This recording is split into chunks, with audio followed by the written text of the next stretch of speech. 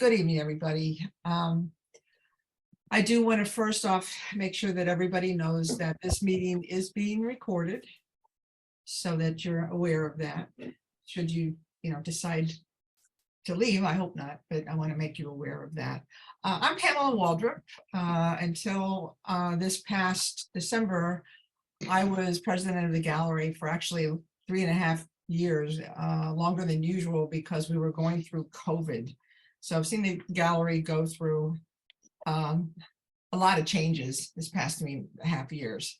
I want to first thank Eileen Novak, who many of you have had contact with pretty regularly. She is our cafe competition coordinator, and she's just done a phenomenal job. I know she's been working closely with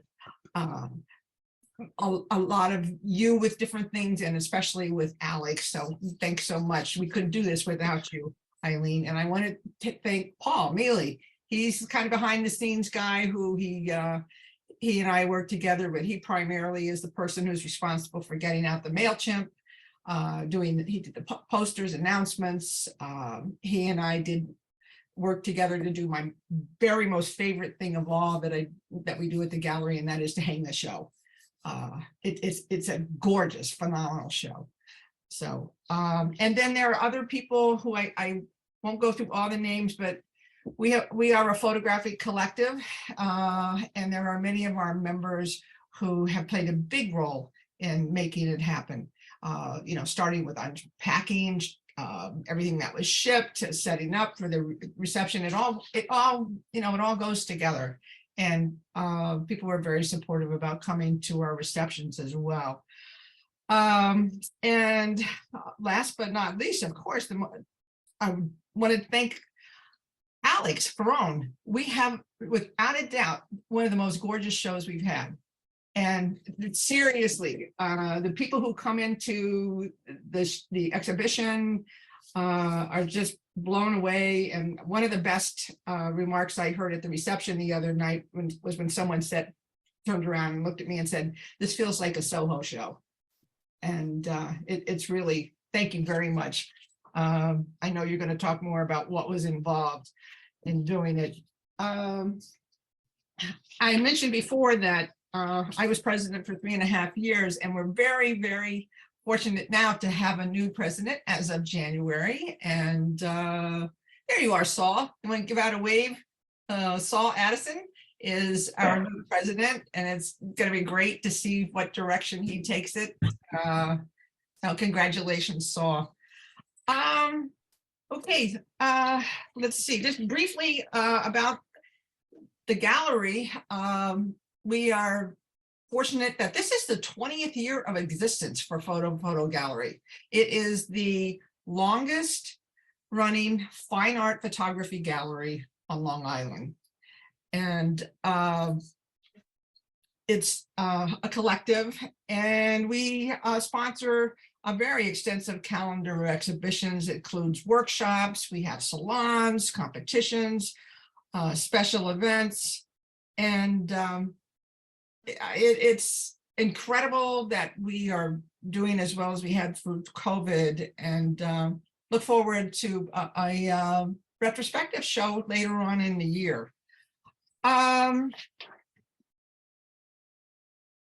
Now, I wanted to be sure and say this.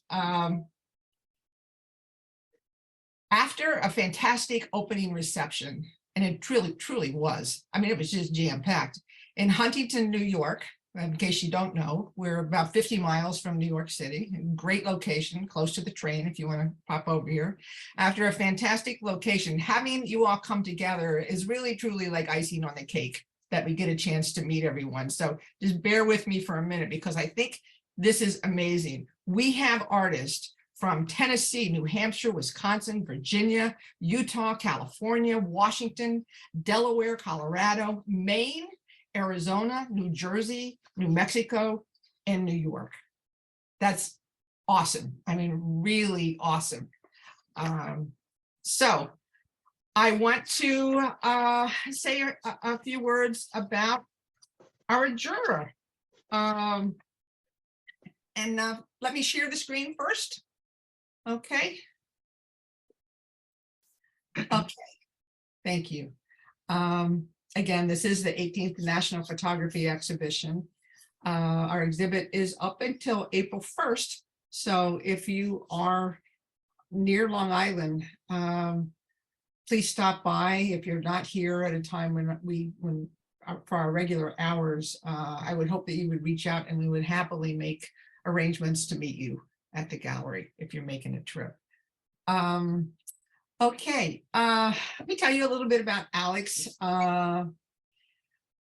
She is the owner-director of her eponymous art gallery in Cutchogue, New York, which is about an hour's drive from Huntington. Represents mid-career and emerging artists working in photo-based art, painting, and mixed media. As a commercial and fine art aerial photographer, Alex Ferrone's works have been widely published in Wine Spectator, Architectural Digest, Vanity Fair Magazine, and Pinhole Journal, among others, highlighted in online magazines and also featured on TV. Ferrone's art has been included in solo and group exhibitions in galleries and museums nationally and internationally in Italy and Spain. Accolades for her works include prestigious regional and international awards, and her works are held in private collections in the United States, Italy, and France. Now, welcome, Alex. Thank you, Pam, and thank you, Photo and everybody here. Okay, so very quickly up front, because then I'm eager to have Alex share with us her selection process and everything else that she is going to share with us this evening. But this is Photo Gallery in Huntington, New York. And there are some other shots as well that we're going to be showing you so that you can see the installation. Okay, Alex. Thanks, Pam. I'm going to just read my juror statement. It has everything in there for you. The call for Photo Gallery's 18th National Photography Exhibition saw an impressive number of images submitted. Having to cull over 600 photographs down to 35 was an enormous but inspiring task. I admit that having a theme for the exhibition would have been a lot easier to make selections where a cohesive base already existed. But it didn't, and this was a formidable process to create a collection of individual approaches. The works submitted were very strong and presented a challenge in judging, as I was faced with multiple selection variables and an assortment of photographic techniques that ran the gamut from analog and digital to alternative and historic processes. Diverse genres of the medium added to this selection journey, as I've viewed disparate photographic styles like portraiture, architecture, street, landscape, nature, and still life photography, and with styles that ranged from representational to abstract imagery. My interpretation of content would most likely vary from what and how another juror might translate, and I looked at each photograph to broaden my personal understanding of how others see. So thank you for that. That was really great. Putting individual preferences aside, I investigated each work on its own merits, and made decisions based on aesthetically striking images, highlighting overall craftsmanship. Technical aspects considered included composition, color, tones, and the use of positive or negative space within the frame. Additionally, important content, focal point, emotion, and intellectual discourse played their part in the selection process as well. Contrasts evoking mystery, the immediacy or gradual passing of time, geometric use of light and shadow, and layering techniques that can abstract our vision are all aspects of powerful imagery that allow a viewer to dig deeper into the photograph, and were also conditions I considered for this exhibition collection. Presentation was key when choosing the awards in person from this beautiful group of images. Most importantly, the translation of the initial electronic image to the final print was my immediate review. As a gallerist and curator, exceptional printing, proper sizing of prints in relation to the matte or frame, and choice of matting and framing are all elements I value when exhibiting an artwork. Presentation is everything when one completes a work for exhibition. In closing, I thank Photo Gallery for this inspirational challenge of reviewing these works. My applause to all the artists and for their fortitude to submit their work for exhibition consideration, to the exhibiting photographers on their acceptance, and to the award winners. While it may be difficult to know that so many other good photographs could not be included in the exhibition, all who submitted should be proud of the work produced and know that you continue to be true testaments to the creative community across the nation. So Thank you, Alex. Thank you. By the way, folks, Alex's statement will be posted on our website and on our social media as well, so that if you want to read it again, this gives you a few more views of our gallery. East walls, south walls, and there's another one too.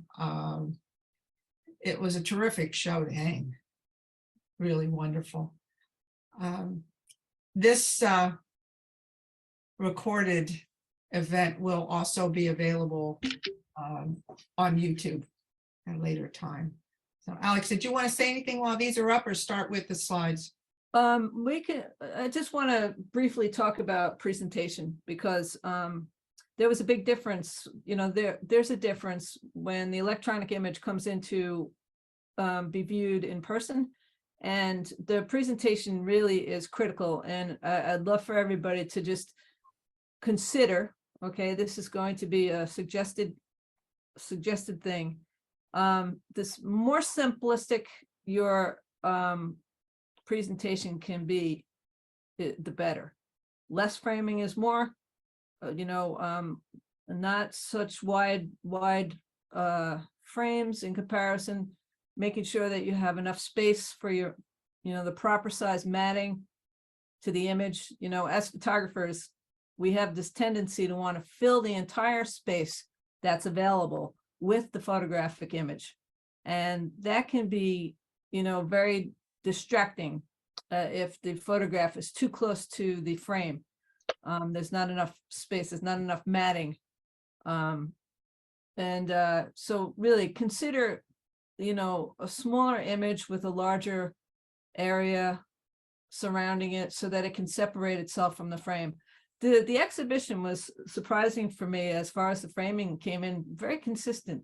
And that was really nice to see, that there wasn't any strange framing that came in. I don't believe that there were any ornate frames that came in, which is good. You want to just remember that your piece is not going to be the only piece in a group exhibition, and you just want to keep it as simplistic as possible.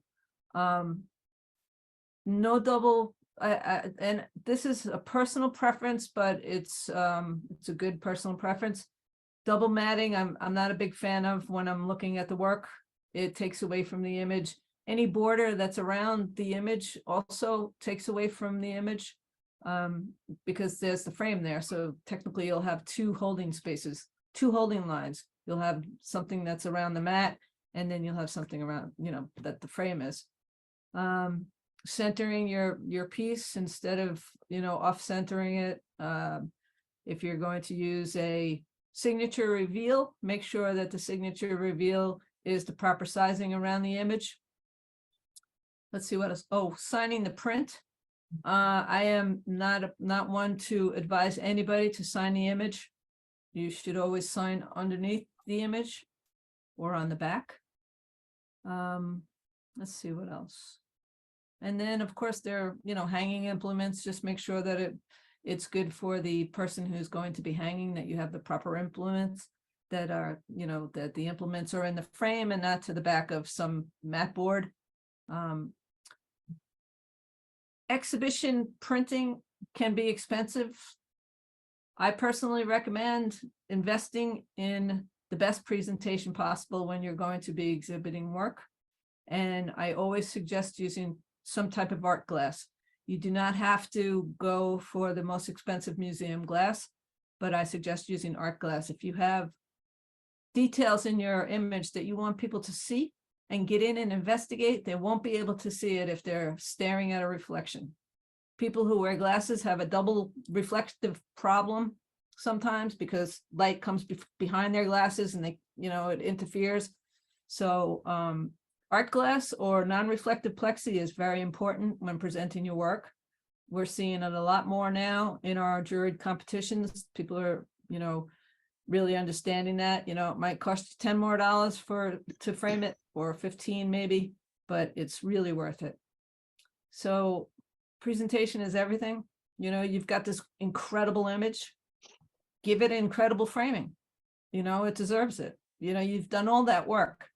So now present it properly, whether you have to dig into your bank for an extra, the extra money for the glass, or, the right mat that's not a paper mat, that's not yellow on the interior. It's a beautiful white mat, 4-ply, 6-ply, 8-ply. Yeah, 8-ply is expensive, but it's stunning. It's not necessary, but if your image looks like you want to put it in an 8-ply mat, go for it. It's presentation is everything, and I'm constantly talking about it. So I think that's enough of that.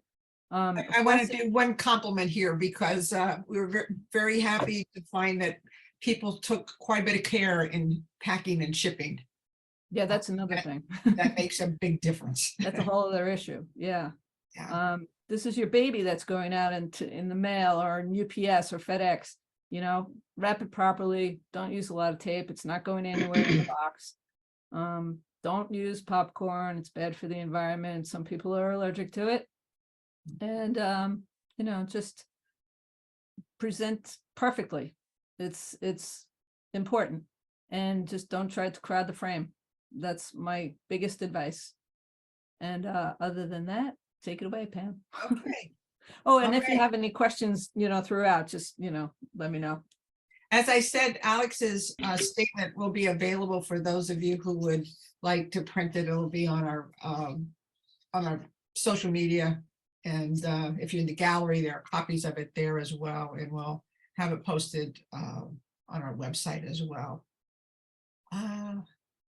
Okay, so first up, Michelle Ratsafolis, is that correct? That was perfectly pronounced. I'm very impressed.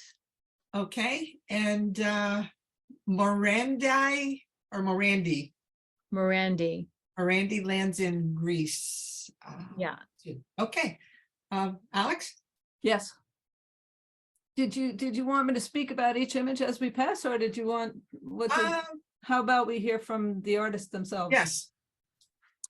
Of Michelle, course, if anybody wants to ask directly, that's fine. Yeah, Michelle and everybody. Let me just say a couple things here. When people come into the gallery, they, as I said before, are really very impressed with the work. But it's been particularly interesting to me this time to hear how many conversations there have been about process. People seem to be very interested in knowing how you arrived at this particular print. So if you'd like to speak about that, as well as whatever else you'd like to speak to, that'd be terrific. Okay. Well, when you ask about process, I'm going to assume that you're talking about how I captured this particular image, Captured, printed. How I processed it. Okay, I'll tell you what I can. Okay. When I was in Greece over the summer, I was staying in a place where there was quite a bit of vernacular architecture to the region.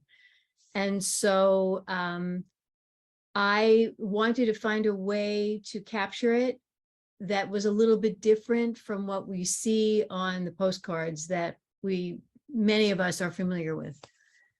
So I kind of climbed up on top of a little cutout on the third floor of this cottage.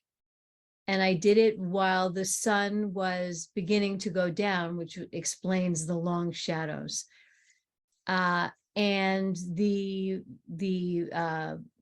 surfaces of the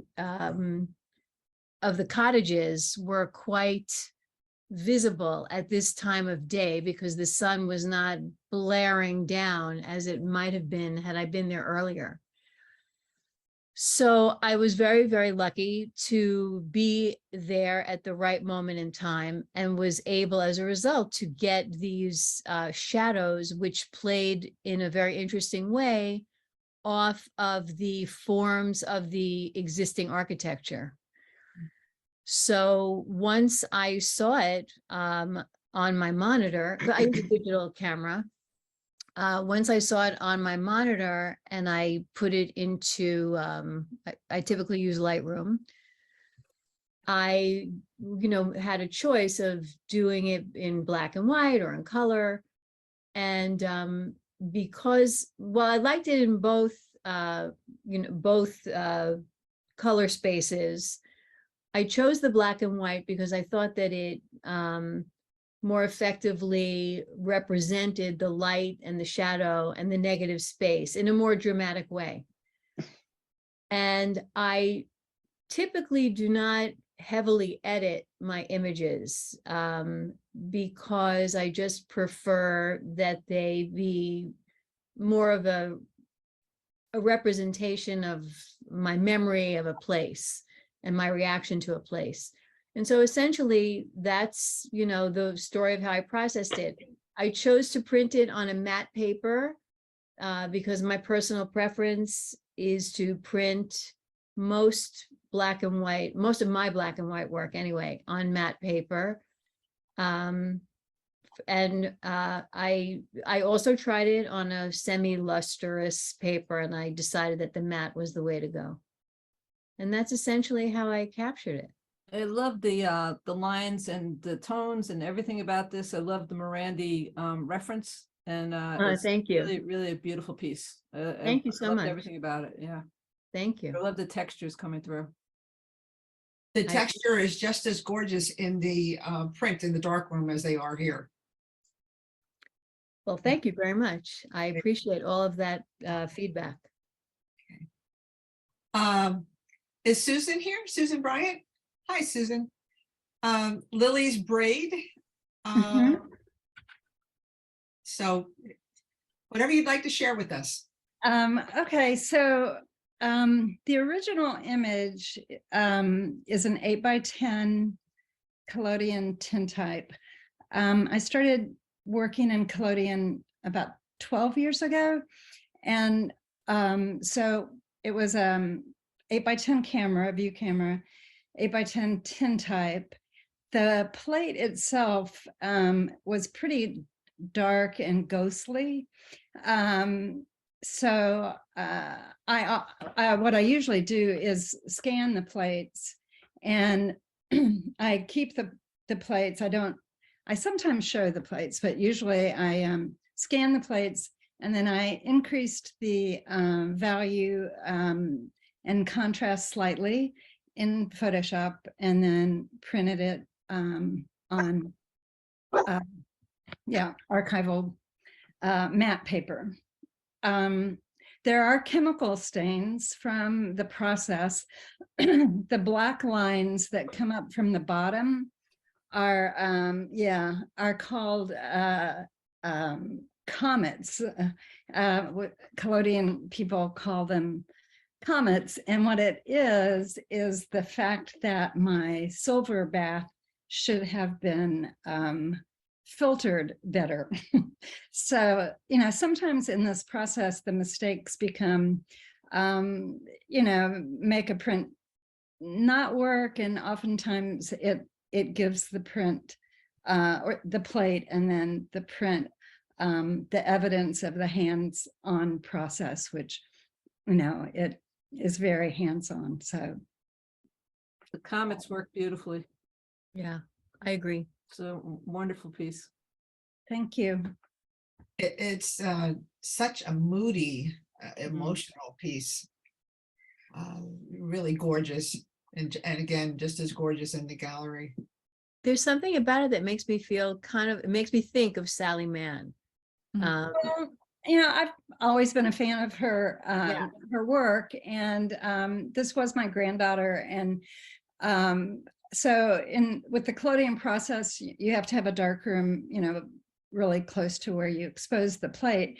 So my darkroom's in my basement, and right outside my basement is my backyard. So I simply clamp, in this case, black felt onto the fence. Mhm. And since the exposure collodion is like an ISO of 1, so even in the summer, it's ambient light.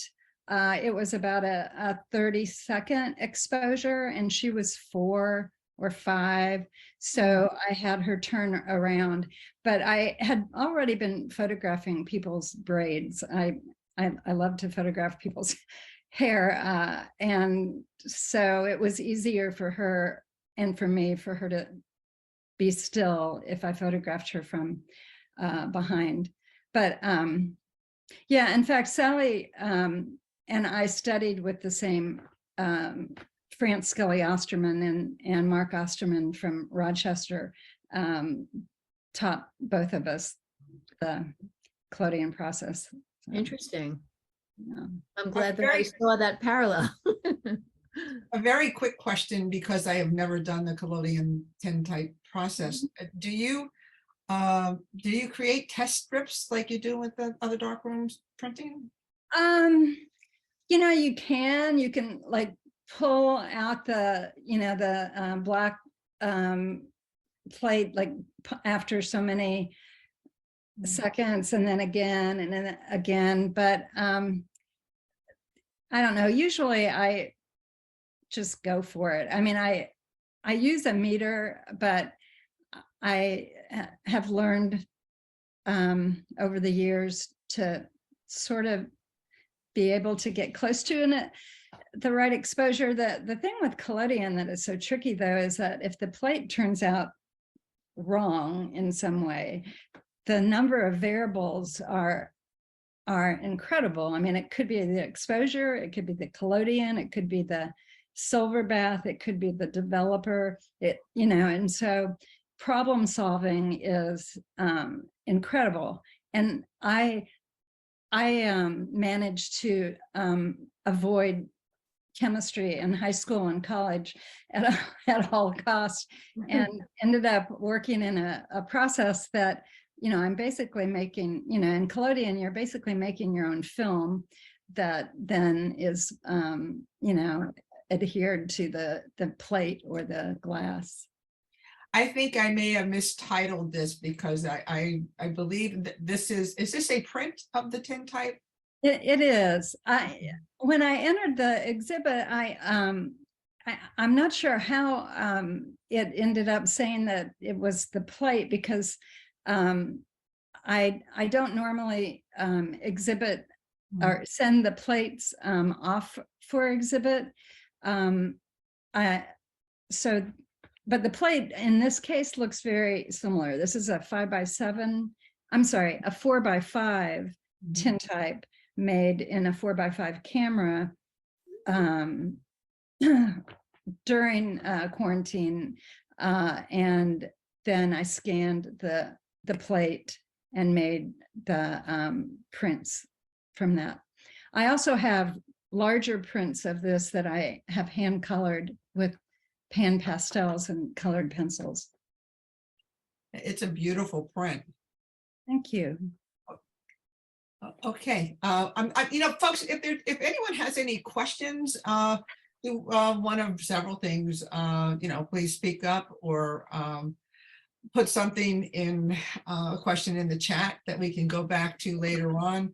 And also, I was thinking, because Susan, I know you do workshops, if there's information, folks, that you would like for others to know about, that they might contact you to learn more about your process, please put that in the chat.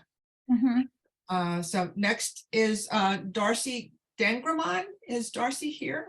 Hey, Pam, I have a question for you, just a suggestion real quick. Also, you might want to, people can put their, Instagram handles in the chat as well. Yes. So everybody can take that along and follow each other. Yes, that would be great. Is Darcy Dengramon here today? Frond Abstraction 6? Pam, you skipped one. I did? Oh, thank you, Paul. Okay, here we go. Anne is here. Hi, Anne, I'm so sorry. Anne Cognato, Winter Ice. And congratulations. Her image was awarded honorable mention by Alex when she visited our gallery. Anne, are you still here? Okay, I was on mute, sorry. Oh, okay.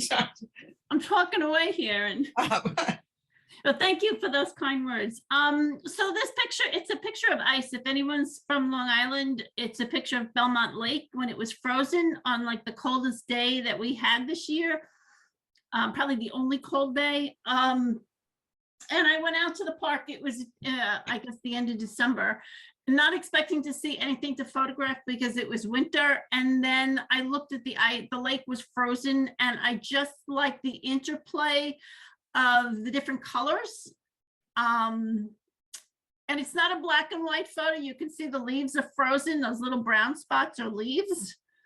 And so I took a couple of pictures, I took a bunch of pictures, and I was so intrigued by it. I went back the next day with another lens on my camera and took a whole bunch more. And this is what I came up with. And I don't really do too much editing in Photoshop. I don't think this needed it. I just liked it the way it was. I like the interplay. I like the texture that it gives. And yeah, that's about it. The texture is beautiful. The grading of the tones is really beautiful too. And I love it that it's heavy at the bottom. I also love the line of light at the bottom that goes through the darker area. That was immediately struck me. And it just can be this grand landscape, or it could be this very small, section of ice. And which appealed to me, that it could be this grand landscape as well. A little bit abstracted, but I love the grading of the tones. Thank you. Very nice. Thank you. Now Darcy Dangermond. Is Darcy here? No. Okay. Alex, did you want to say anything about the people whose works who are not here, or should we move? I really enjoyed the composition of this piece. I love the different tones of the same type of leaf, and the positioning of the ferns, how they were positioned and pulling out different tones. They could be different, fern plants for all I know. But I love the composition in this, and I love the white space in this as well. Yeah, it is really beautiful in the gallery as well. Phyllis Diker-Ladwig. Sorry about that. I'll get you there. Phyllis, are you here? I didn't see her. This is such a, this photography is great, because if you're there and you're aware all the time, you see stuff like this, and it's just incredible. You could just turn and she couldn't possibly have posed this gentleman riding this little tiny, the front of this vehicle or whatever it is.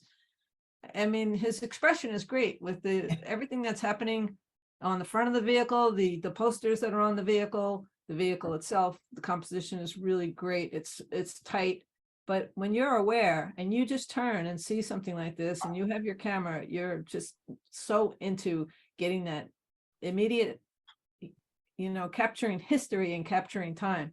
And this was a great example of that. Chaz Finner McBride. I don't think Chaz is here this evening, up in smoke, and we are very happy to say that this wonderful piece sold at our reception.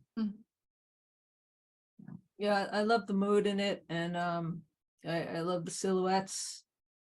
It's a fantastic nighttime image. I love the glow of the street light there, the walking, the pedestrian light. You just want to know where everybody's going, what's happening. It's dark, it's mysterious. The feedback online, a lot of it has been to mention noir, to mention the cinematic presence. Yeah, it's very dramatic. And Chaz has a second image. The title is Wipe Down.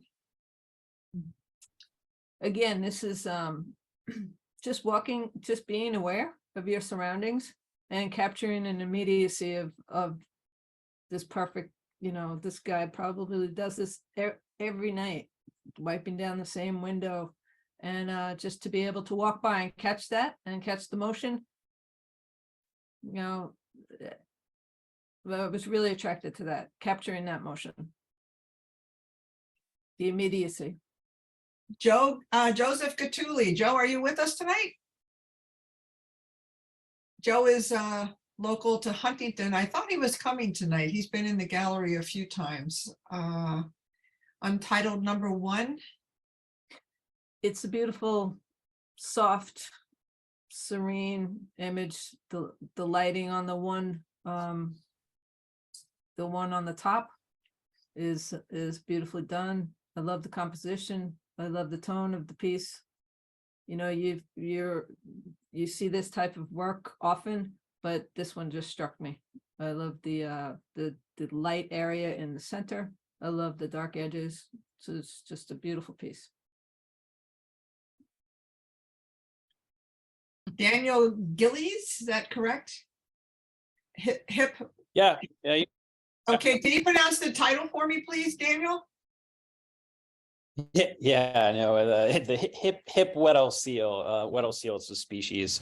It was taken in Western Antarctica on a vacation, although I'm also a wildlife scientist. So this was a nice chance to take and share a picture that wasn't under a permit that I couldn't share. So I really liked, it was a really close-up shot with about a 400mm lens, digital. We're on a small boat, rather close to the seal, and this one just stood out. Those whiskers are what caught me, and I knew when I took the photo, I was in love with it, and I'm sharing it with everyone around me. It's the first print that I've ever sent in for a show, so I will say the framing process was nerve-wracking to pick the right size mat, and I feel like I probably could have gone a bit wider in terms of seeing the entire gallery view a little bit earlier in the show. But yeah, it was a lot of fun. Nothing special about the printing process, still something I'm really learning about. Interesting. Daniel, I'm not one for selecting animal images normally. I love animals, but for some reason, it's just not something that I immediately gravitate to. And what I liked about this, what I saw about this is the wind up within. There was this kind of twirl going on with the outer lines and coming down and going up the highlight in his head, you know, starting from the outer edge, coming down and then going up to the left and then coming into his face. I didn't know what I was looking at first because I only saw these lines, and then I saw the whiskers imitate those lines in an opposite direction. And then I was like, oh my God, this is, you know, this is cool. It's a seal. And you're very fortunate to have been up close and personal to these out in the wild. That's one thing. It has nothing to do with the photograph, but good for you that you were there, that you were able to capture this. But this guy has such a human face. It's the second thing I saw. It just has such a human face to him, and I thought it was really neat. And I like I said, I love the outer. I'm pointing at the screen like you could see this.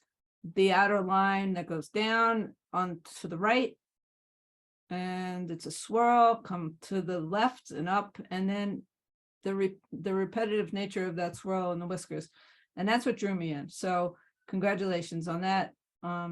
And keep up the good work. So the science aspect of it, can you tell us about the science aspect of this, about what you do? Oh, in this case, not applicable. I've worked with seals on the Oregon coast more so. So Antarctica is not an area of study for me, and a lot more of what I do is related to birds and acoustics. So Wow. Wow. These are actually not a particularly endangered species. They're actually one of the most abundant species of seals in the world. So for this one to stand Well, he looks like he was enjoying his 15 minutes of fame, that's for sure. Absolutely. Oh, sorry. Okay. I wanted to ask you a quick question, Daniel. How large is this wonderful creature? Oh gosh. In this case, about 8-10 feet long. Could 600-700 pounds if I had to guess, but I'd have to look it up. But that'll give you an idea. Big. That's incredible. Boy. Thank you. Okay, next up, Dave Hansen, Flesh and Bones. Dave, are you here? I'd had no idea this was Dave Hansen's work. And Dave had a piece that was in our last exhibition, The Landscape. And this is completely different from that. And, I'd be interested in seeing this series. It was a fascinating image, and it's a shame that he's not here to talk to us about it. I've had some wonderful conversations with visitors about this piece when I've been gallery sitting.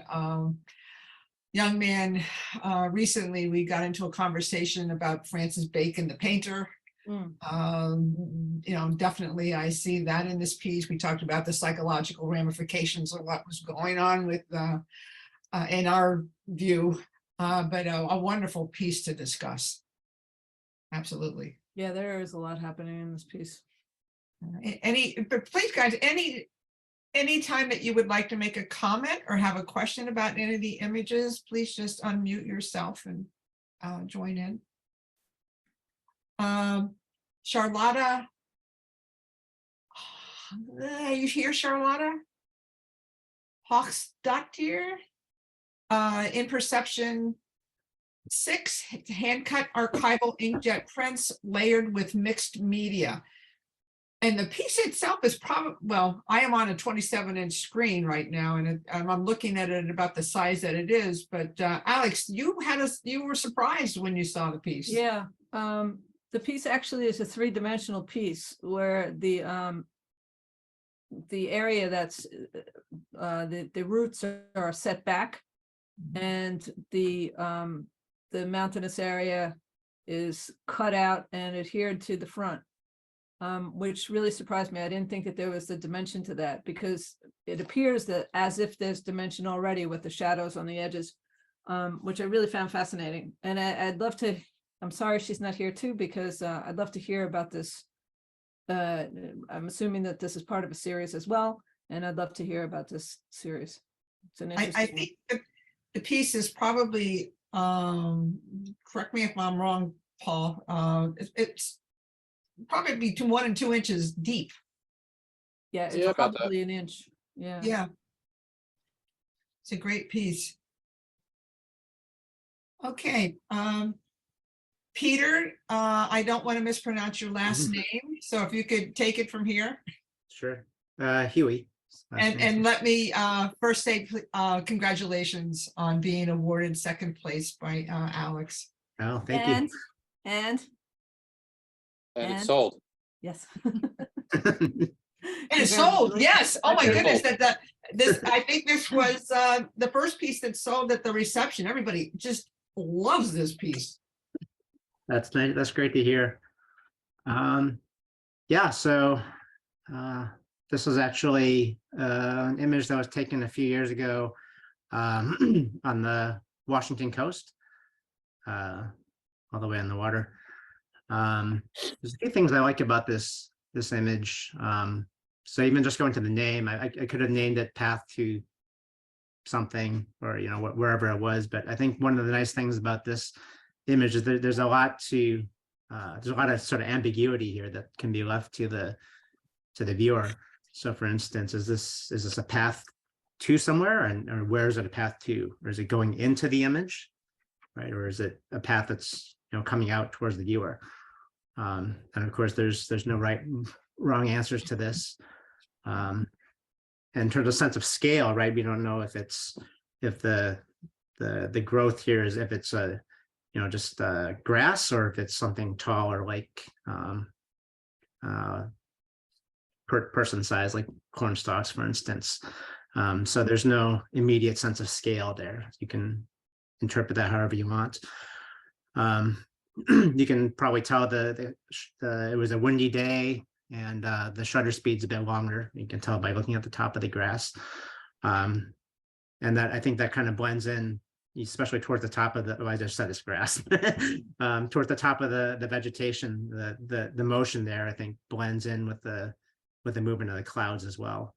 But at the same time, towards the bottom, you can there's it's not as blurred, so there's some sharpness there as well. So yeah. Peter is one of the artists who has 2 images in our exhibition, and it's interesting to see the difference too.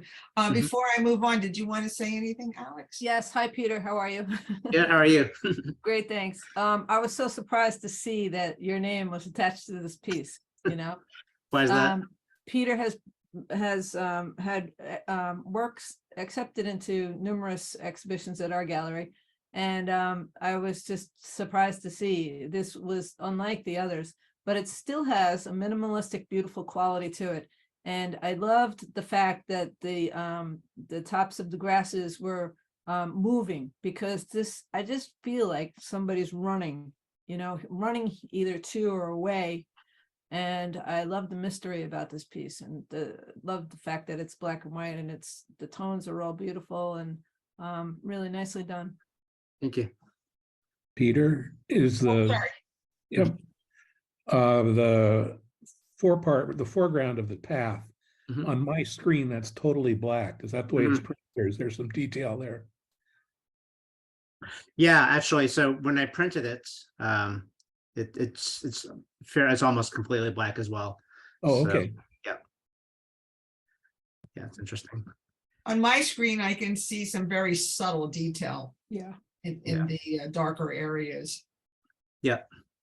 But not so much that it starts to mess up the depth. Right. I'll have to take a look at the print again, because the detail is really beautiful in the grasses at the bottom. Yeah. And there's a slight detail on the path, and I think that's really key. I'll have Right. to take a look at the print next time I'm there again. Okay.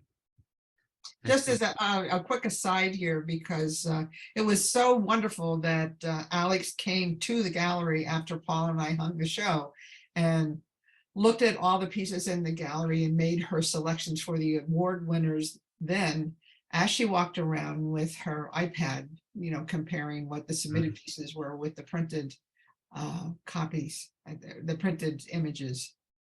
And like I said, Pam, and there's a difference in the electronic image to when the print is completed. And it's been my experience that sometimes the electronic image comes in much better than the print comes in much better than the electronic image.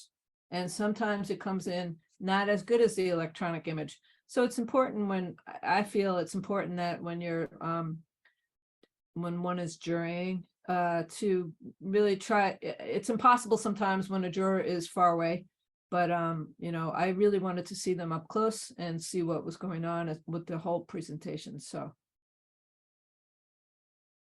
and this is Peter's second piece. Yeah, so this is an image taken from a trip I took to Japan a few years ago. So it's called Beads and Buddhist Kanji. So you can see these beads up in the front kind of mirror or complement what you can't really see because of the shallow depth of focus. But these are it's Japanese kanji in the background, and this was taken from a Buddhist. I think it was a temple of some sort, and it was like a lot of these things. It was really difficult to get to. I had to climb up an ungodly number of steps and stairs. So by the time you get up here, you're kind of exhausted and out of breath. So once I got there, it was kind of like put everything down and just trying to catch my breath. And then I looked up and then I saw these beads, and then behind it I saw the Japanese characters, and there's sort of a really nice compliment here, whether that was meant meant it that way or not. But I think that it was just kind of happenstance that it this kind of an image presented itself. Well, it's great that you selected your depth of field to put them out of focus, because I think that if they were in focus, they probably would have competed with each other. Mhm. So Yeah, it's really definitely. beautifully done. Thank you. Michael Coral, horseshoe crab too. Is Michael here? A gum bichromate over a cyanotype. This is a really stunning image in the gallery. Yeah, it's a beautiful piece, and I love the processes that he's using, and his color choices, and the negative space and the positive space, and it's really beautifully done. Allison Lake, Lanterns in Trees, Montreal, Canada. And I don't think Allison could make it tonight, but she was awarded honorable mention. This is an example of just being aware of where you are, and just looking around, and just grabbed this wonderful image of these lanterns that I'm not even sure why they're there, and celebratory or decorative. It's a wonderful contrast with the trees. Is Dave here? Dave Magyar, Mission Church, Rancho de Taos, excuse me.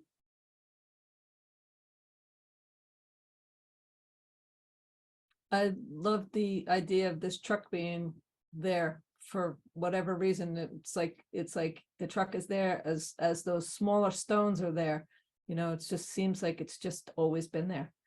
And I love the shadow areas and the light area, the highlight, and the shapes, the line.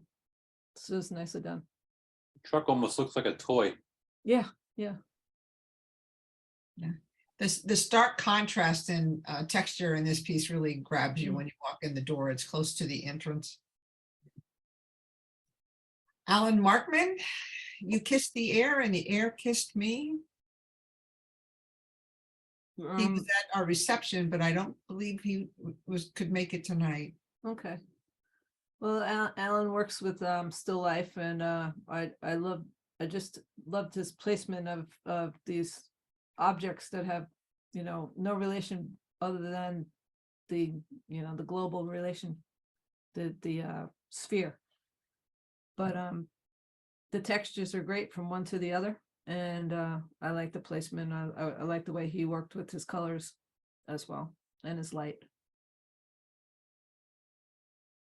David McCrae. Yes. Ah, great. Oh, I can't wait to hear about this process. For a whole lot of reasons, for the last 20 years, I've been using flatbed scanners to capture images.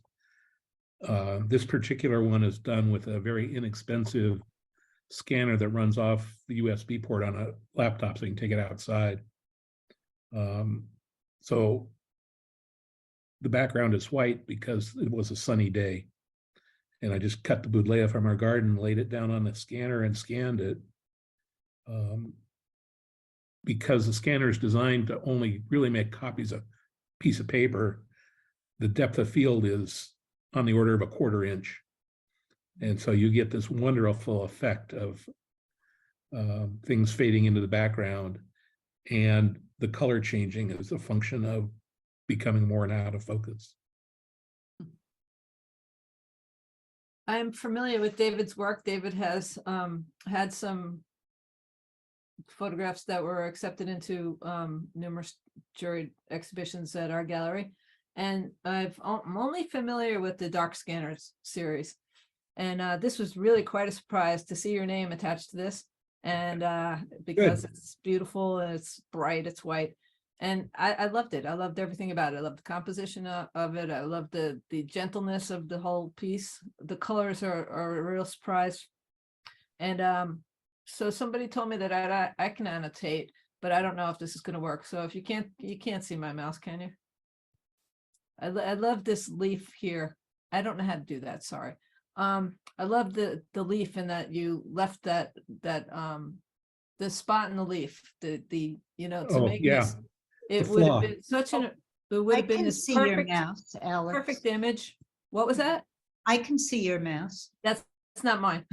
Ah, I'm doing this wrong. See, this is, I'm trying to figure this out, but I don't want to take Right, the time. sorry. to do I think only the sharer of the screen can annotate, I think.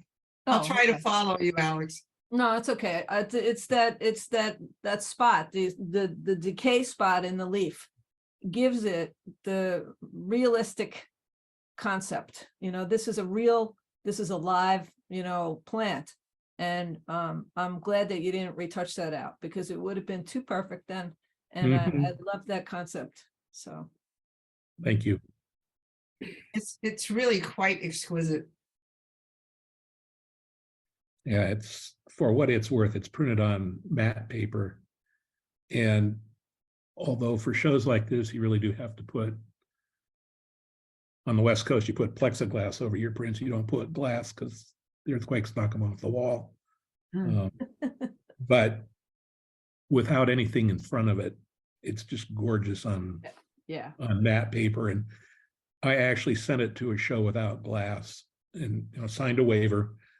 I understand that if it gets screwed up, it's my fault, and it survived. So I'm thinking about that for some of these images in other competitions.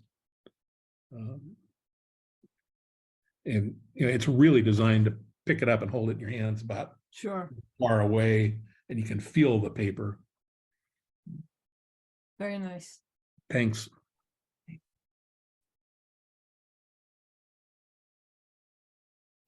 Paget McFeely, Shadows on the Wall. Yes, I'm here. Great. This piece was photographed at an art gallery.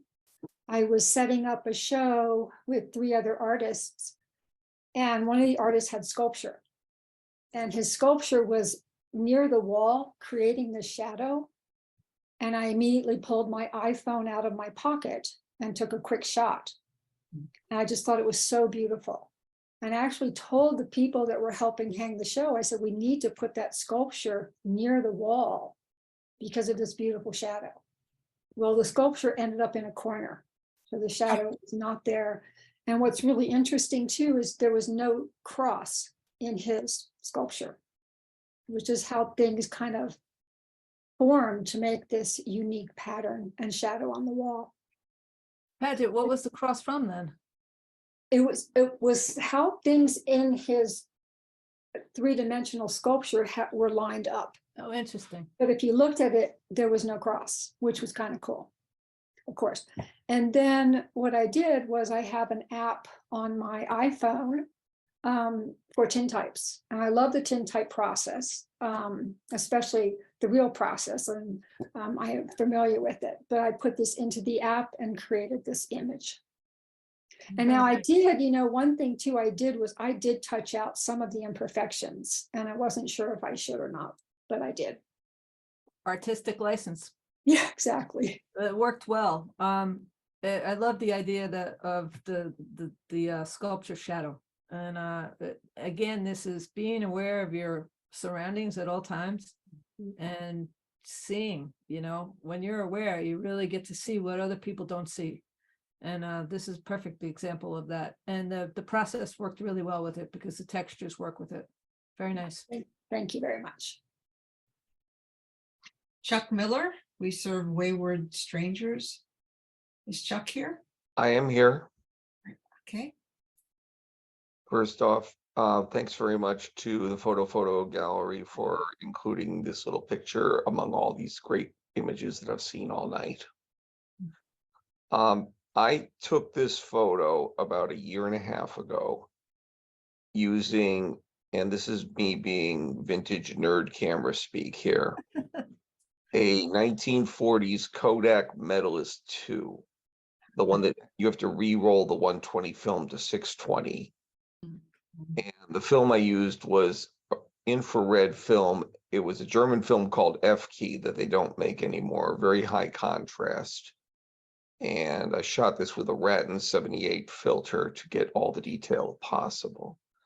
The building itself is an old ice cream parlor that if you leave it alone for about 5 or 6 years after it's closed, you get all that moss and overgrowth. And fun fact, maybe 5 days after I took this photo, some caretaker showed up and cleared away all the brush and the debris. Oh, I also chose the name We Serve Wayward Strangers, basically as an homage to the old Twilight Zone episode To Serve Man. And that you wonder, are they serving the wayward strangers, or are the wayward strangers being served for? The person was asking about where this was shot. This was shot in Albany, New York, which is where I'm from. I really enjoyed the passage of time in this piece. And boy, are you fortunate to have captured that prior to them cutting down this great growth. Really. And that's the best thing about photography, is being able to capture that what can disappear in an instant. So being aware again, and understanding that if you don't capture it now, it could be gone tomorrow. And I think that's fascinating. I also like the fact that this was not an app that you did, and that you did this old school. I love that. And it's got this great mysterious, futuristic, mysterious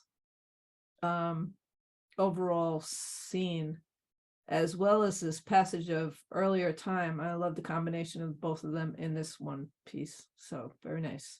Thank you.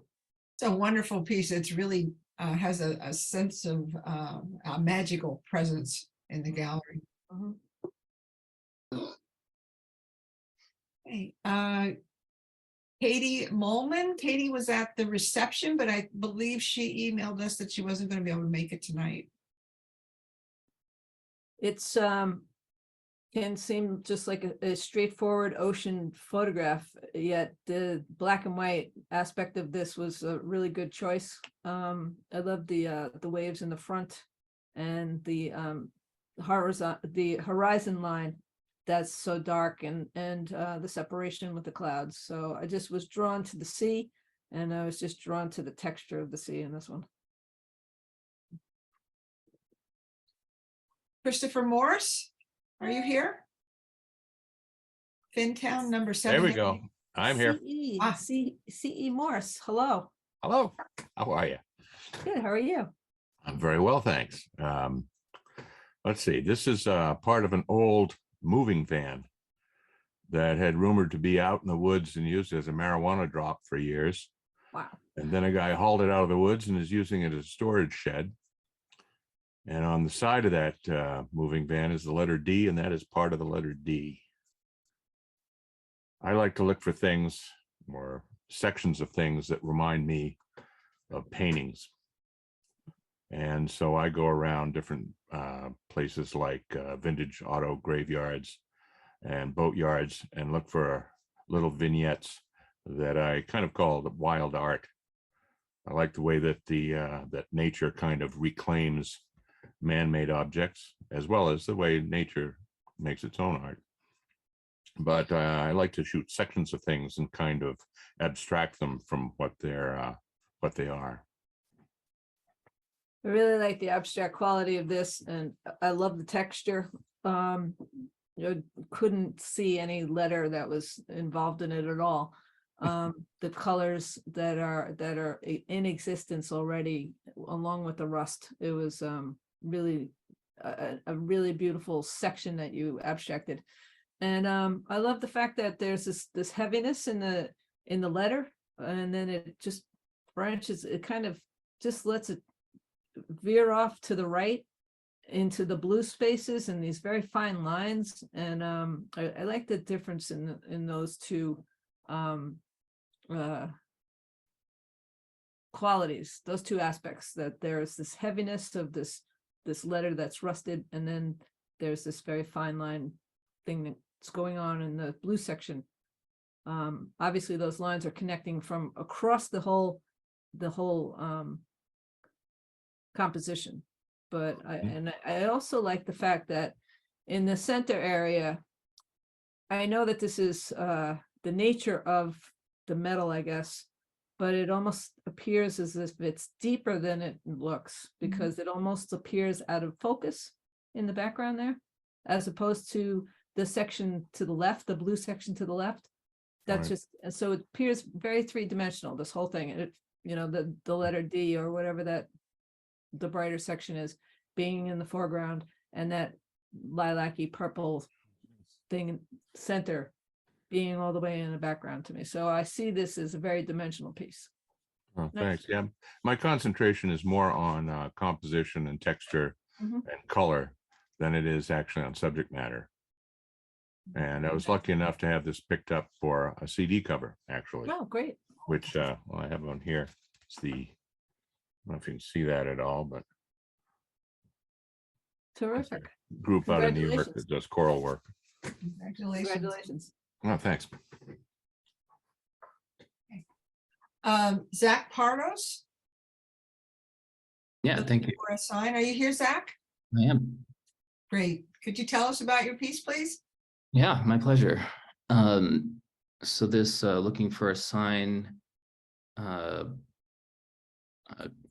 my eye, and this scene caught my eye. And one of the things I found intriguing about it is there's a kind of mystery I found to it. One, the unusualness of portraiture where someone's facing away, but also I spend a lot of time in Florida on the beaches. I spend zero time at beaches in California where I'm from, but this almost looks like it's a beach. It's hard to tell what's going on. It's actually San Rafael Bay. And then, you know, there's the orb in the upper right, which of course would be a bit hard to photograph if it were the sun, but it's actually the moon. So this is maybe 8-9 p.m. There's still some twilight. It is within the last year. There's still some light, but that's the moon that lit up the space. And so there's a very bright lens being used here, maximum aperture at 1.2 f-stop. Yeah. This was really caught my eye. I loved that the emotion through this piece is just incredible, that this person is just sitting there and everything is in front of them. They're, you know, all of life is in front of them, and they're just sitting there contemplating all of life in this one frame. And I saw that to be at the moon. And I loved the colors of the time of day that you had selected. Everything works really well here.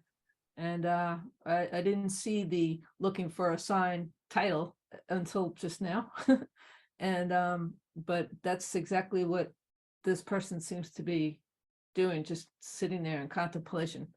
And it was a beautiful, quiet photograph with a lot of questions.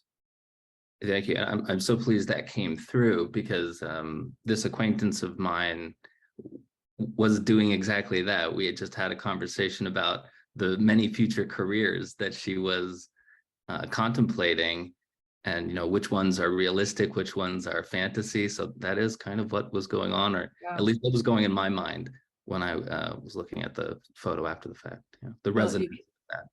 Yeah, you captured that whole thing perfectly.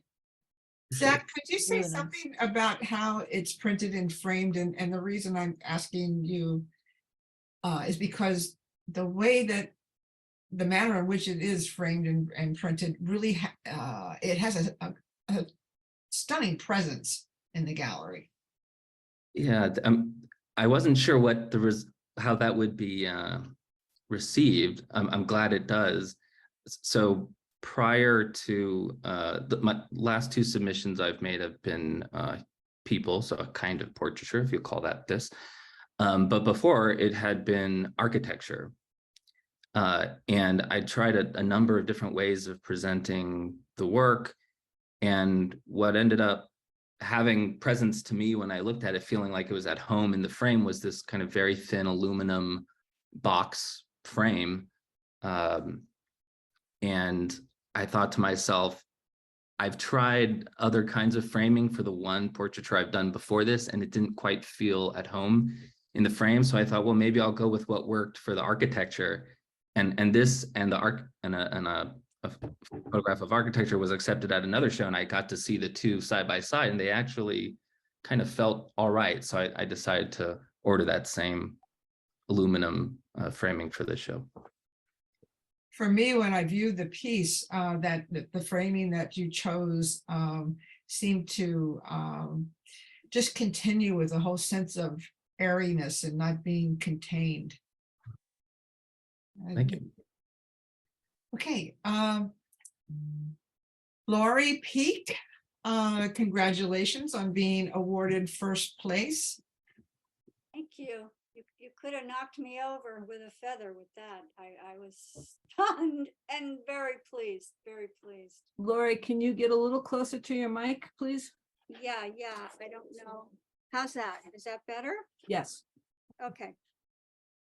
Yeah, this is a photograph called For Stephen that is part of a series I've done and I'm still doing, dedicated to people and about people who've lost a loved one, which I had the misfortune to lose my son a couple of years ago. So I started, I took a year off my photography, and then I started really doing this tribute project because I just knew as a photographer, I have to do something to honor him. He was very creative himself. So I started making images like this, some with my Olympus camera, some with my iPhone, and they're layered and printed on vellum.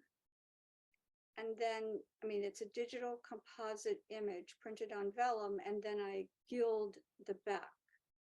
So you really don't see it in the digital version, but the physical image has this metallic glow, and it has more wrinkles, and it's kind of like beaten metal, and it's to me it does really transform the image quite a bit to have that gilding on the back, and it could be silver or white gold or gold, you know, I you know, depending on what's appropriate to the colors in the image. And this particular one, usually I'm working with plants from my garden, which this is, and I use sometimes the app, I confess, called Snapseed, and I process in Lightroom and little, you know, I might put a digital silver or gold tone back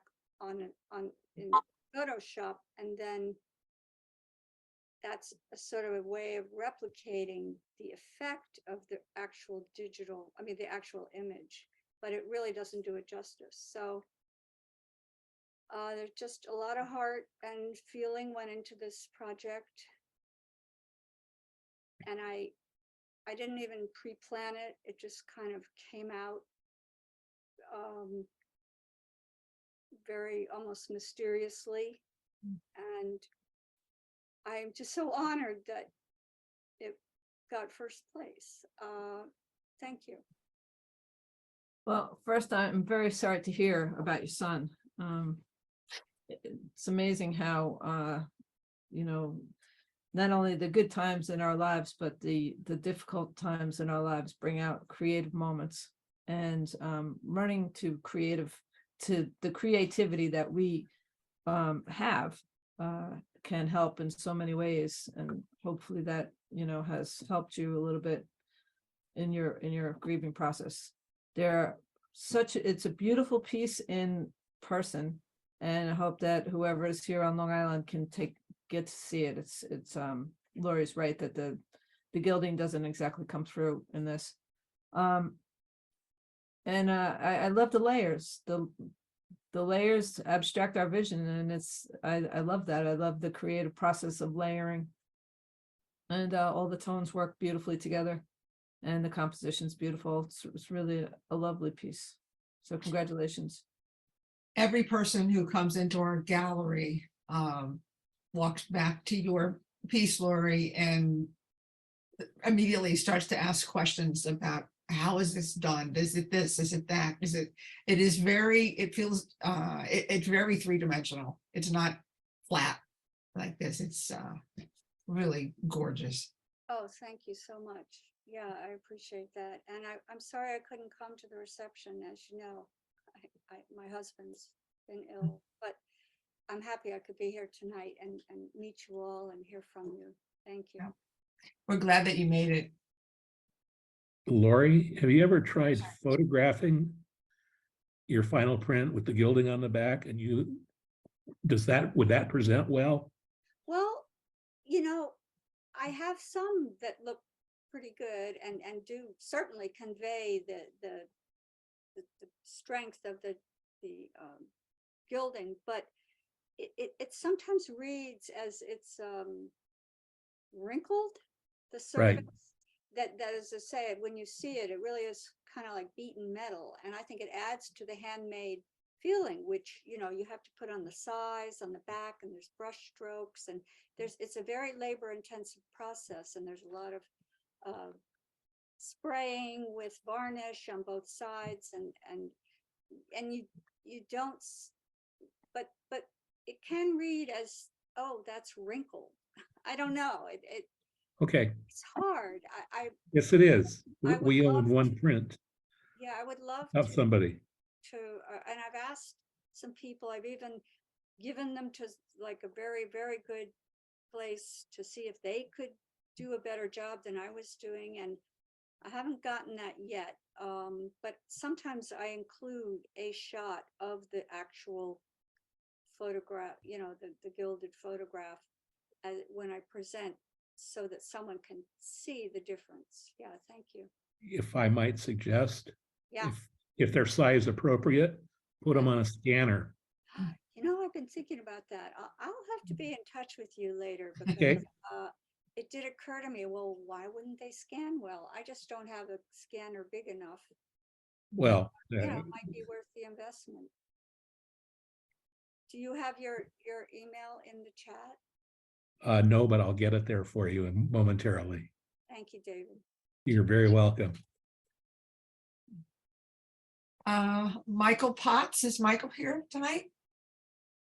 Michael Potts' Rebirth was awarded an honorable mention by Alex.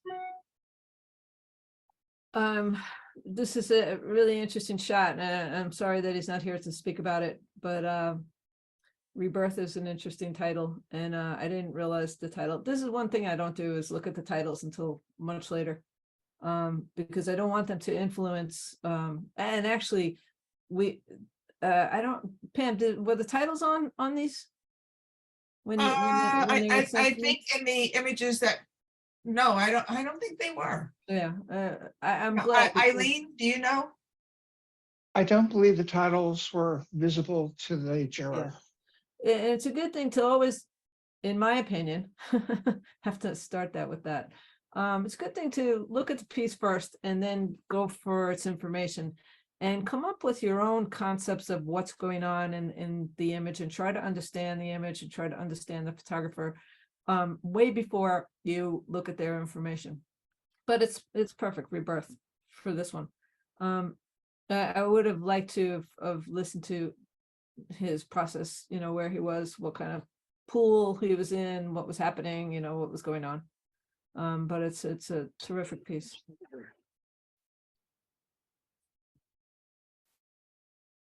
Mike Rector.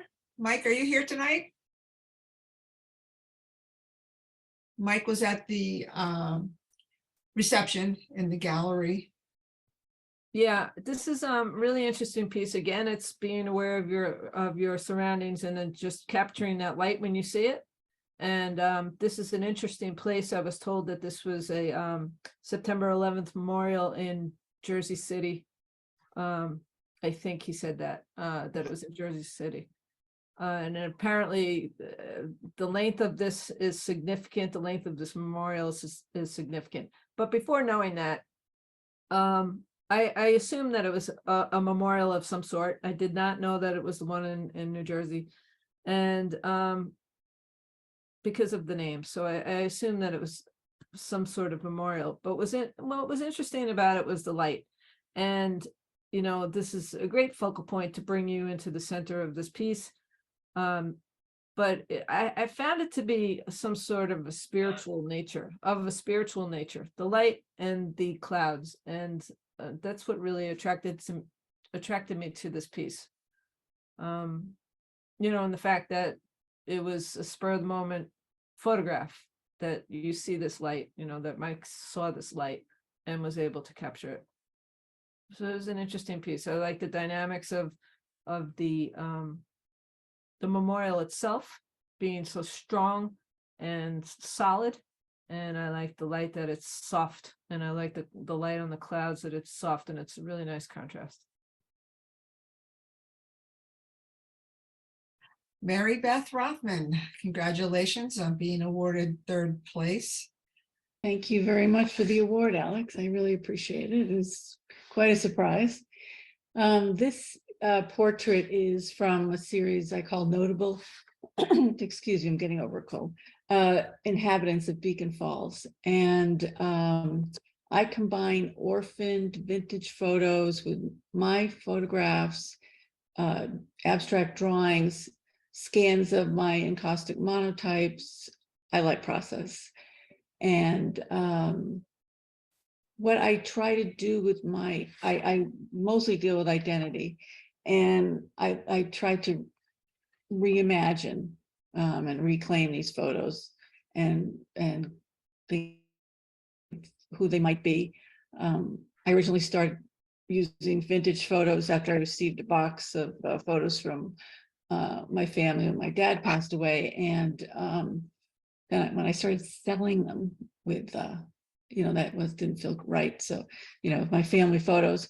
So I started exploring where I could find this era that was particularly close to me, the 40s. And I was really struck by the amount of discard of photos.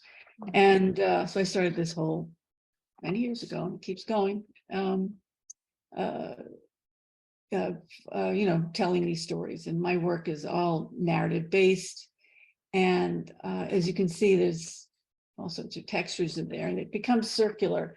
Like a photograph I'll take and combine with an old photo, then I'll take a section of that, and it might end up on the shirt of someone else, and then that shirt could then be, and it's not planned, it's just, I'm like a hoarder of textures in my computer. And yeah, so this is Theo.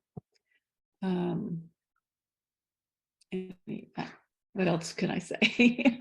I love the layers and the process that you're using here, and the idea of the series. It's wonderful. And I particularly like the emotion on his face, and the passage of time again here. And I don't know if those are postmarks or you know, what you're actually, you know, what the information is that you have on there. But that's from a bill of lading from like 1800s combined with some envelopes. I don't know if it was I don't know. It's so many, you know, this is like 15 years of layers, right, that I've used in so many different places. I can't even tell you what the origins are anymore.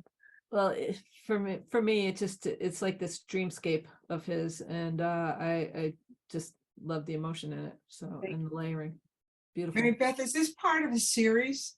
Yes, this is. I know you work in series frequently. Yes, this is Notable Inhabitants of Beacon Falls, and I have another series using this method, Fellow Travelers. And I also incorporate this photographic process into my encaustic paintings.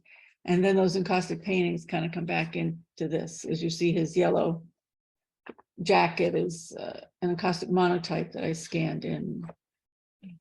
So Mary Beth, when you spoke about being, you know, using your family photographs, is this person part of your family or no?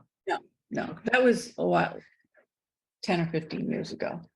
But, you know, when I started selling things with my family in them, even though they were you know, layered and distorted and whatever. I just, you know, my mother's first communion picture is in Washington, DC somewhere. So, you know, it's like, didn't feel good. So Do but then it became an obsession. There's, you know, people just you buy these boxes. It's someone's entire life, you know. Yeah. So if you want to know where any old photos are, they're here. I have way too many.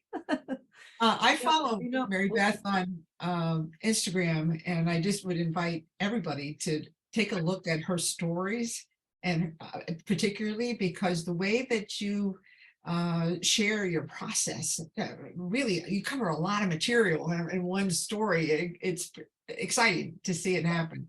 Thank you. Yeah, I've Mary been Beth, I'm sorry. Go ahead. Do you know the artist Laura Dodson? No, I don't, but I will look her up. Yeah. She might be under Laura Dodson Photo on Instagram. Take a look at her work. You have some similar processes. Oh, interesting. Yeah, definitely will take a look. You can also see some of her work on our website. She shows with us. Okay. Hey, Daniel Sackheim? Is Daniel here? Okay. I loved everything about this piece. I loved it's dark, it's noir, and I didn't see the title. And I love the singular person down there, you know, so small among this big scene, you know. I love the time period that it can evoke. I love the street lights and the way it was just the light fell beautifully in certain areas. The composition is wonderful. I love the little circular things that lead toward that lead down from the top toward the minor subject, who's probably not even the subject, but he's a great focal point. And yeah, so it was a really beautiful scene. It's another stunner. And is Barbara with us still? Barbara Seifert? Yes. Oh, great. Okay, please tell us about Passion. Well, this is on the California coast. It was a really stormy day, and I realized that I was getting much closer to the kind of the power, the energy, the mystery by doing a very small section of what was a huge wave. That's it. I really like that you selected black and white for this piece. I think it may have taken away from its power if it was in color. I had it originally in color, in the blue, and I felt the same way, that when I took it into black and white, you really did get greater power to it. And I love the texture of this particular really microcosm, micro aspect of a huge wave. Yeah, it's really powerful. Very nice. Thank you. A beautiful piece. Vera Sprunt, Vera could not be here. She did send us an email that she wouldn't make it. Voracious 22.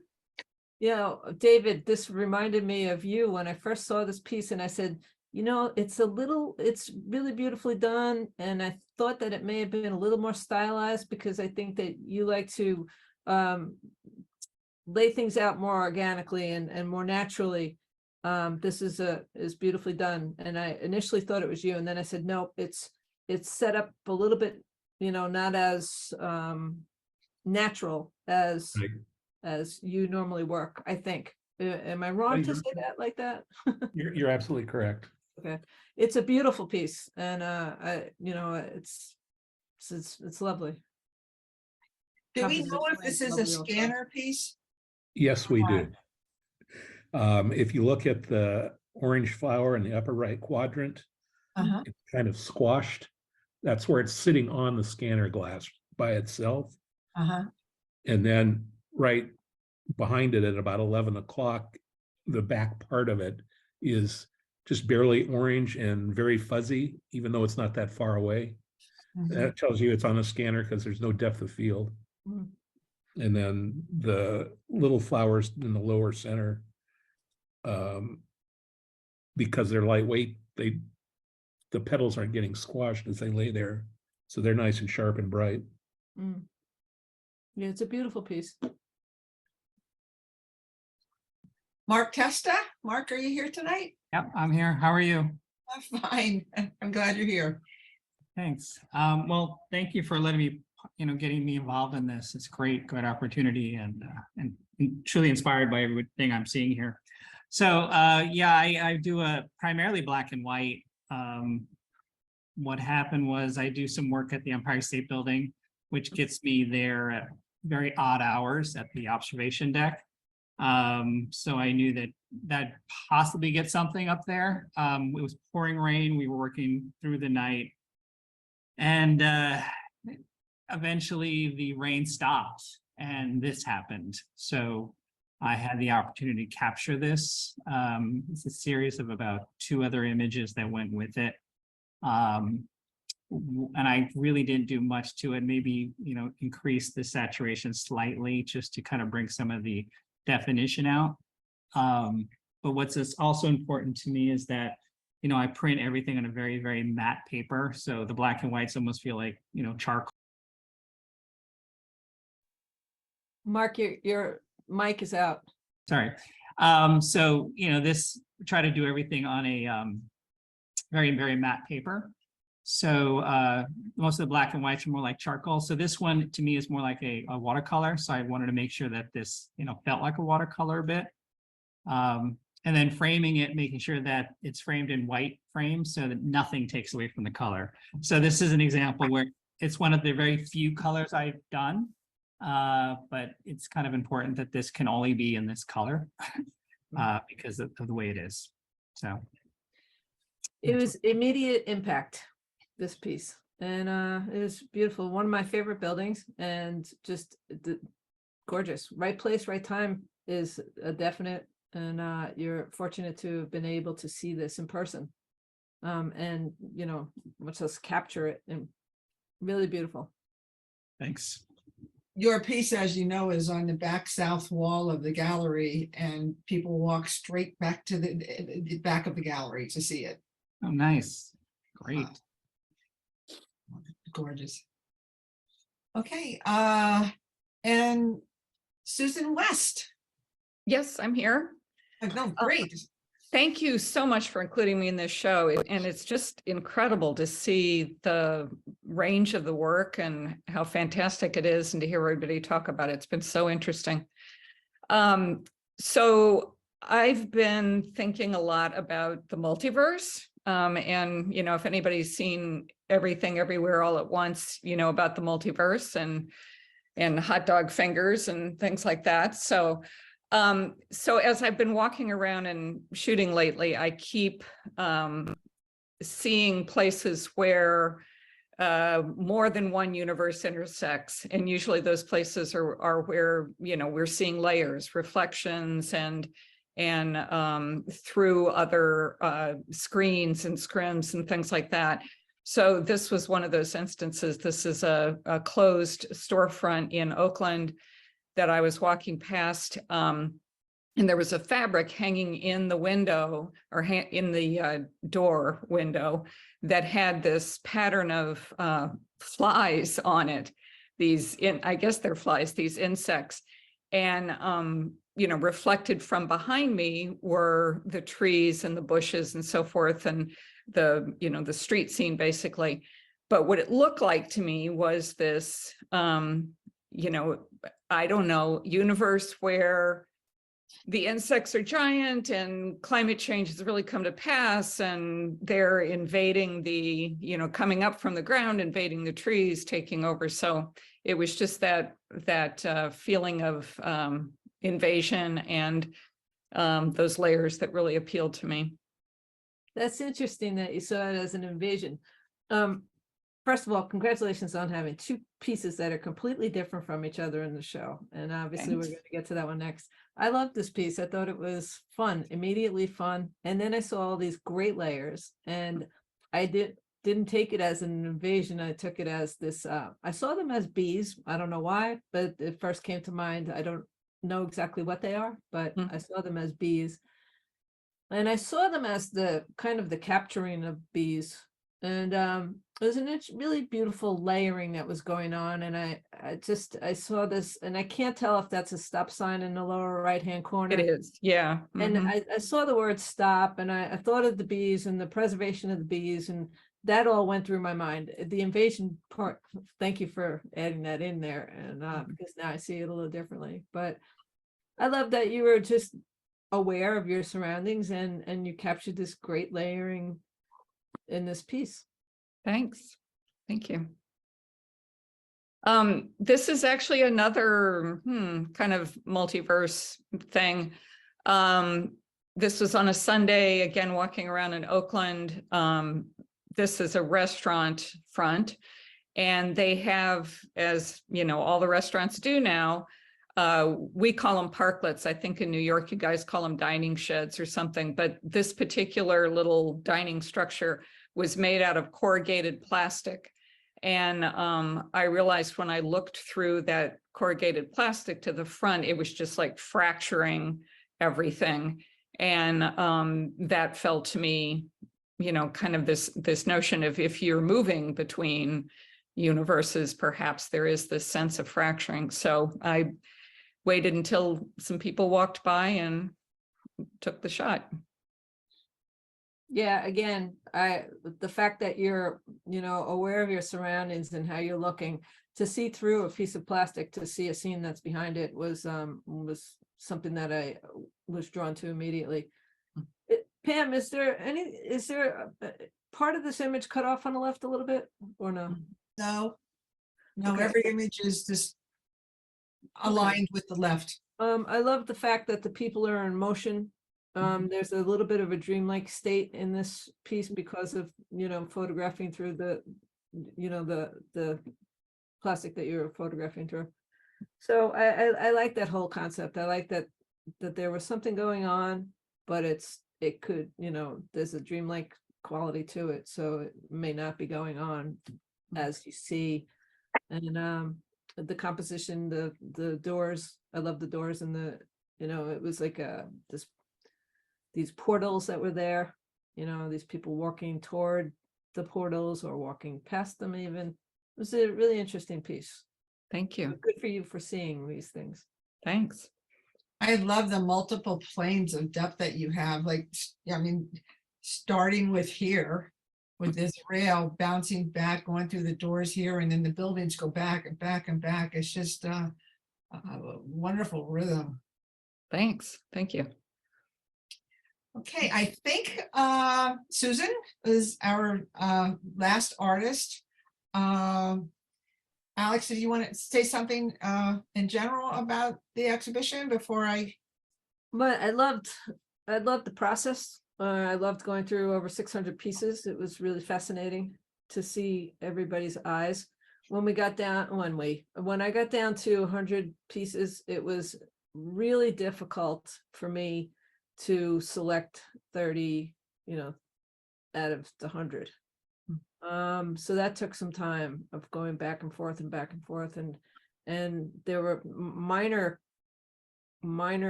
aspects that I said, okay, well, this is a critical no, you know, and minor aspects within that amount of pieces. So it was really difficult to select down to 30. And I love this exhibition. I think it's beautiful, and I think I congratulate everybody for you know, working so hard, that, you know, working as hard as you do on your art and skill, craft, etc. So keep up the good work, and we look forward to seeing more from you in the future. This exhibition is a real testament to the passion that those of us who really love photography put into our work. You feel it when you're in the gallery space, and it's a real privilege to be in the space and be able to see this frequently. But thank you all very much for submitting, and congratulations for being chosen. If you are not from New York, or, you know, not Long Island, but you have friends, relatives who are, send them our way to see our gallery. I also want to be sure to thank the Huntington Art Center. They are a local framing place in the village of Huntington, and they sponsored the first place award. The owners, Wendy Curtis and Tom Northrup, are very ardent supporters of the arts on Long Island, and Wendy also puts together our village-wide art walk, which will be coming up in the next couple of months. So, and last, we really talked about these things. Please take a look at our social media. I think I've met many of you through social media. I do the posting for Facebook, Instagram. Eileen puts together the YouTube, and Larry Chatterton does our website. So please take a look at that. But I want to be sure and mention this. And Paul Mealy, thank you for creating these posters. We have the winner's poster, and we have, of course, a poster that's has all the exhibiting artists listed. And these are up in our windows, and also when you walk into the gallery, and they are also available in a 13 by 19 size if you are interested in purchasing to make a donation towards the gallery. Please, you can contact us through our contact online. But it's wonderful to see them and see the variety in the show as well. So is there anyone of the artists who'd like to make a comment before we close out the evening? Thank I you. just wanted to comment on CE dropped a thing in the chat about the bit of a blizzard up there. Stay safe up there. Okay, if you haven't put your email or anything that you'd like to share in the chat, go ahead and do that. And thank you so much, everybody. You need to get all of you a round of applause, because it's really a spectacular show. So thank you, everybody, and have a good evening. Thank you. Bye. Touch.